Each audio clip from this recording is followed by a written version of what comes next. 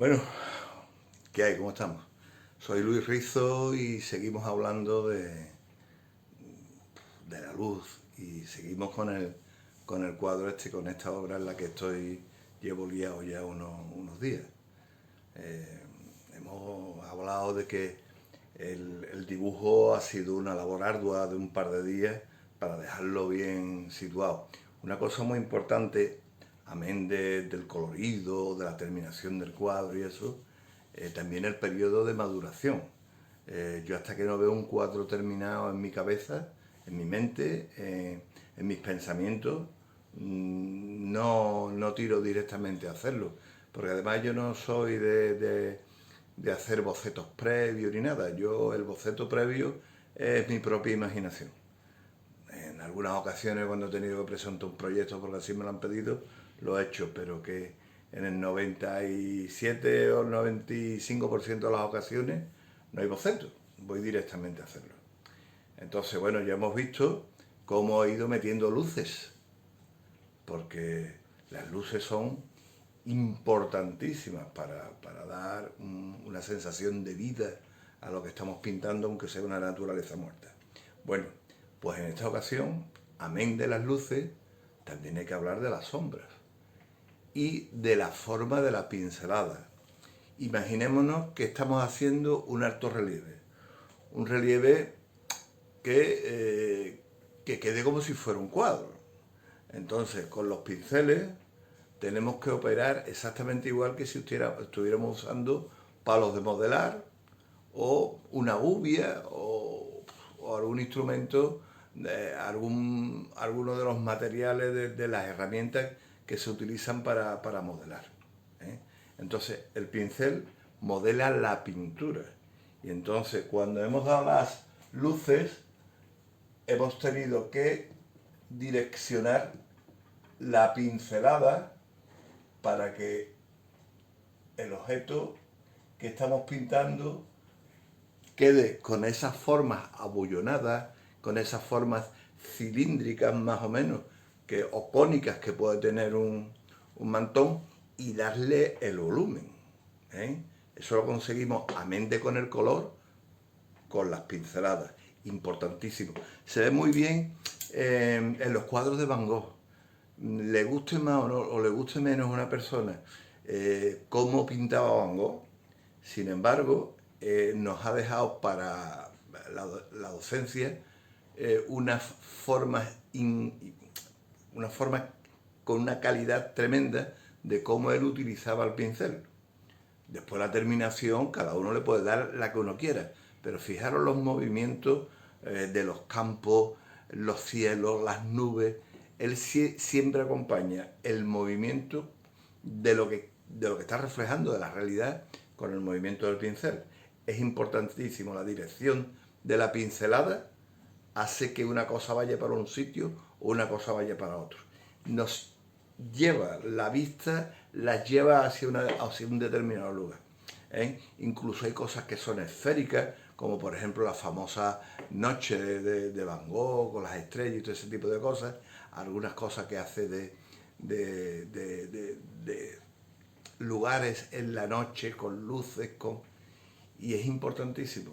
Los cielos, los movimientos de los trigales, de los campos de girasoles, todo ese tipo de cosas las consigue, se apoyaba mucho en la pincelada. Aquí hemos visto que hay unas pinceladas que son direccionales. Estamos direccionando cómo tiene la forma en mantón. Pero si no hay sombras, la luz se aplana. Entonces aquí hemos jugado también, yo he jugado con algunas veladuras oscuras que le he dado al cuadro para que quede más acentuadas las formas de pantón. Y entonces he utilizado veladuras, veis en esta arruga, he utilizado veladuras aquí, he utilizado veladuras aquí, aquí, aquí, aquí, incluso he utilizado veladuras menos marcadas, más diluidas en esta parte para que se salga un poco para afuera estas formas del mantón.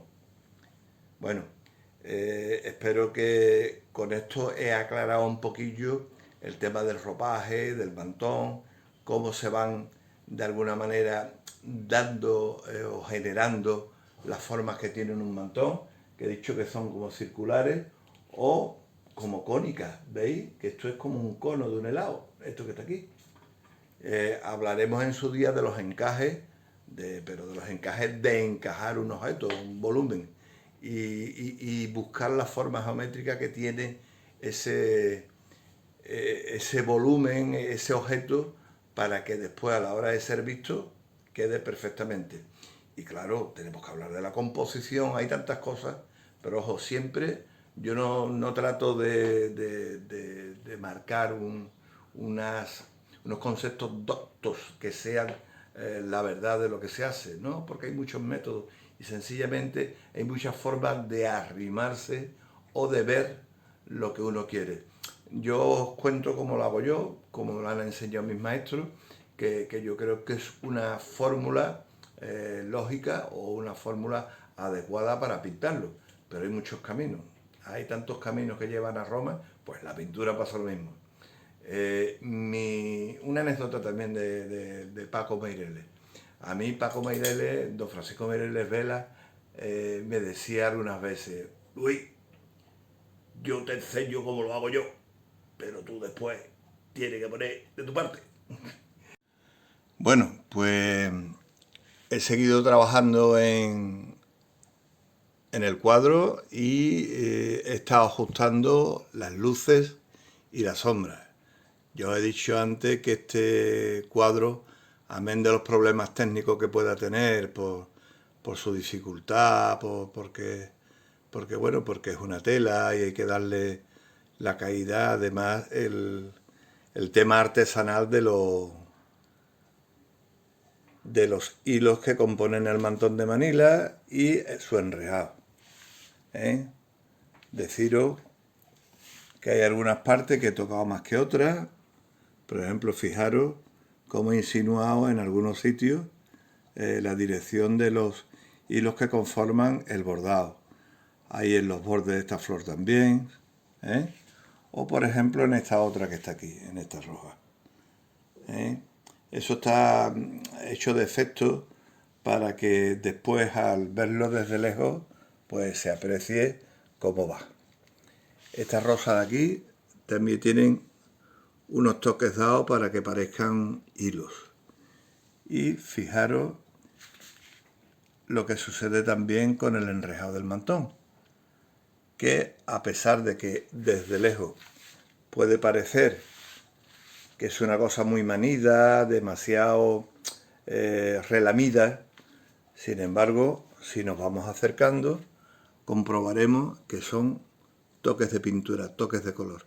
En ningún momento pretendo que quede una cosa relamida.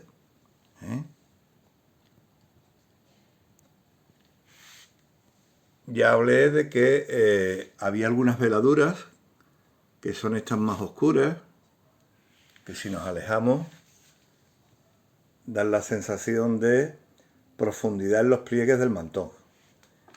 Y en los pliegues también del abanico, pues nos encontramos con otras veladuras para acentuar el doblez de la varilla. Entonces, una parte es muy clara y otra parte es muy oscura. Claro, oscuro. Bueno, seguimos. Fijaros cómo se acentúa con el uso de las veladuras los claroscuros. En este momento le estamos dando cierta oscuridad a la parte, digamos, que tiene menos luz del abanico, para que, quede perfectamente acentuado las diferencias.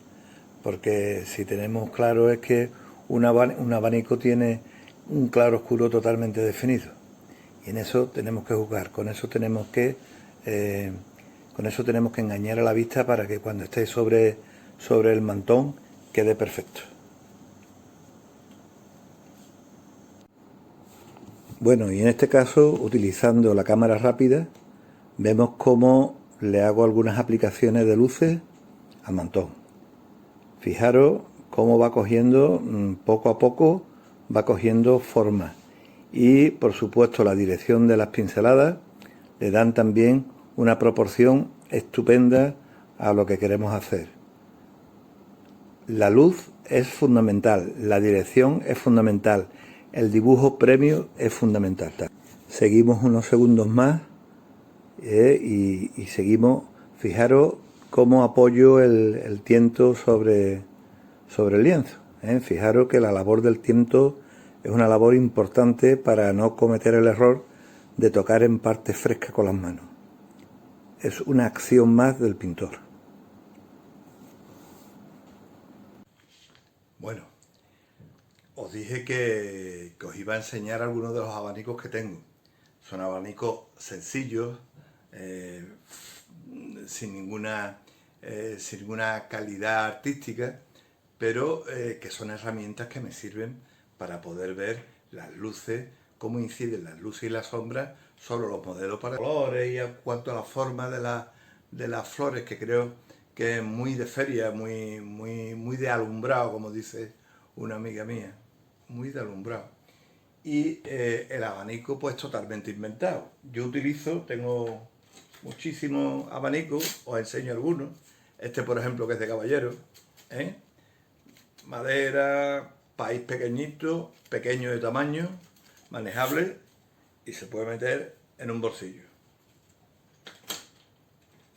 Este es mixto entre caballero y señora, que es muy manejable, funciona muy bien y nos sirve también para ver la incidencia, cómo se reflejan las luces y las sombras en sus varillas. Aquí tenemos otro, color morado,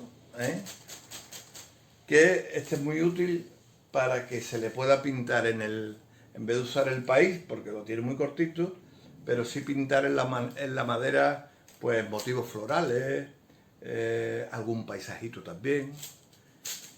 Este es bastante útil. Ya tenemos uno un poco mayor, el país es mayor y tiene menos madera aparentemente. También es muy útil. Y fijaros que es un color muy, pero que muy parecido a este. He utilizado un abanico tamaño medio. En este caso, si lo escucháis el sonido, suena a papel. Esto es papel, no es tela. Y tiene un tamañito muy curioso porque es un poco más grande lo que es el país que lo que son las maderas.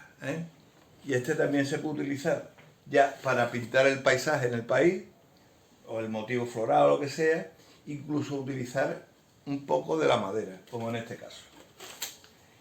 Y por último os quiero enseñar, esto es un pericón, es un abanico excelso por lo grande y es del tipo que utilizaban en los escenarios los artistas para moverse con la bata de cola. Bueno, esto es lo que pretendo de esto lo que voy a hacer, lo voy a convertir a él mismo en cuadro. Voy a pintar en el país, voy a pintar algo que sea relativamente bonito. Y bueno, vamos a seguir con esto porque esto no está acabado, esto le queda todavía muchísimo. Ahora mismo está como un 80%. Y ahora tengo que empezar a terminar. Tengo que empezar a terminar. Ya le he puesto algunas luces que son interesantes, ya le he puesto algunas veladuras que son interesantes, pero tengo que ir terminando. Ya una vez que veo el conjunto, me alejo muchísimo, y conforme veo los matices que me van quedando desde lejos, porque la observación, un pintor debe alejarse continuamente del cuadro, no puede estar uno encima del caballete, porque si no, no se aprecia bien cómo quedan las pinceladas. Hay que alejarse. Y sobre todo en este tipo de obras que hay algunos elementos que son pequeños, como los hilos o los enrejados del mantón y los bordados, que uno tiene que ver cómo quedan de lejos y cómo de cerca. Porque si de lejos parecen un burruño, pues no da el efecto. Y uno tiene que ir a por el efecto, ¿vale? Yo tengo un cuadro de hace bastantes años que se llama El abanico de Pepa, que me lo prestó Pepa Flores, Marisol, cuando estuvo aquí en Sevilla grabando en Carmona la serie para televisión, una serie corta que se llama Mariana Pineda. Y era de Chantilly, el país, y el resto era como de nácar. Por favor, no dejéis de darle al like, que necesito muchos likes para poder seguir haciendo vídeos. Gracias.